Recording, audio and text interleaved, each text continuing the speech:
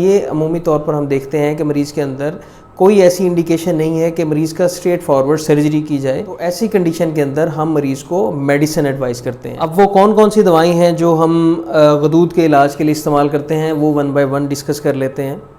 सबसे ज़्यादा जो अमूमी तौर पर यूज़ होने वाली दवाई है वो है अल्फ़ा ब्लॉक, जो टैमसोलिन, मैक्सफ्लो इस तरह के नामों से मार्केट में अवेलेबल है। अक्सर औक़ात जो गदूद के मरीज़ होते हैं उनको बहुत अच्छे तरीके से इन गोलियों का नाम और इन गोलियों की जो कैप्सूल की बेसिकली शक्ल भी अच्छे तरीके से याद होती है।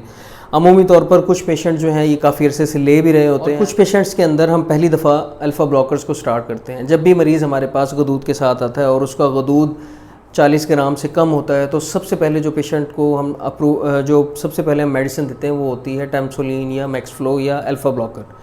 जब भी पेशेंट को ये दी जाती है तो उसे एडवाइस किया जाता है कि इस मेडिसिन का असर जो है कम से कम 1 महीने के अंदर अंदर मैक्सिमम आ जाएगा। 1 महीने के बाद आपने दोबारा